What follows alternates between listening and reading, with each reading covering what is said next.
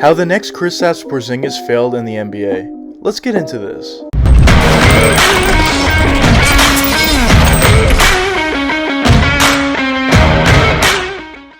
Quickly before we get the video started, if you guys enjoyed this video and want to see more NBA content just like this one, hit that subscribe button and that post notification bell. Anyways, back to the video. Dragan Bender was drafted number 4 overall in the 2016 NBA draft by the Phoenix Suns. At that point in time in the NBA, a lot of different teams were looking for centers that can do a lot more than maybe just a pick and roll into a lob, or maybe a guy who can post up. What NBA teams were really looking for in the center position at that point was a guy who could really extend the range all the way out to that 3-point land, of course, but besides that, they also wanted a guy who was also able to post up and back down a smaller defender in order to put up a hook shot, or maybe just a little baby jumper on top of that guy, or maybe even a post turnaround fadeaway. But on top of that, what NBA teams are really looking for in these centers was a guy that's extremely mobile. When you have a center that's extremely mobile on your team, that helps you in many different directions. Starting with the offensive side of the ball, when your center is a lot more mobile in terms of actually spotting up for catch and shoot 3-point shots, he can move around the court a lot quicker and find those open opportunities a lot easier, of course. But also in terms of the pick and roll, when he's a lot more mobile, now he could run a lot quicker by the defender, get all the way to the basket, and maybe just have a wide open layup or dunk. There's so many different things that a very mobile center could do on the offensive side of the ball, but in my opinion, where a mobile center really helps you out tremendously is on the defensive side of the ball. Because now, if your center is very mobile, most likely he can switch on and defend any player on the court, point guard through center. When that center is coming off the weak side, maybe to give you some help, he can easily get there quick enough in order to get a block or a great contest. He can guard the pick and roll, guard from the point guard, help you out a little bit, and then quickly run back to a center matchup. You could just do so many different things on the defensive side of the ball as well. So that's kind of why the NBA was really moving towards this new generation of a center. And when you look at a guy like Dragan Bender, he really checked off a lot of the boxes that I mentioned before, which was probably the biggest reason why he actually got drafted number 4 overall in the NBA draft, when probably in different years, a guy like Dragan Bender wouldn't be getting drafted that high. And I'm not saying a guy like Dragan Bender wasn't a good player going into the NBA. He definitely had a pretty nice career overseas, but he wasn't seen as a guy who's a generational talent coming from overseas, which is kind of typically what you see when you talk about a guy who's from Europe getting drafted that highly overall. If they turn out to be that in the NBA or not, it doesn't really matter, but overseas they were seen to be a very, very elite player. And when you look at what Dragan Bender was able to do overseas, he wasn't necessarily seen as an elite player. He was seen as a very good player though. But in my opinion, the biggest reason why Dragan Bender went number 4 overall was because in the year before that, a guy by the name of Kristaps Porzingis went number 4 overall to the New York Knicks, and very similar to Dragan Bender, Porzingis was a guy who was 7'3", of course, coming from overseas, but he wasn't necessarily exceptional when he was actually coming to the Knicks, and he was obviously seen as a very bad draft pick by the New York Knicks at the time. But what the Knicks saw in Porzingis was he's a very unique player.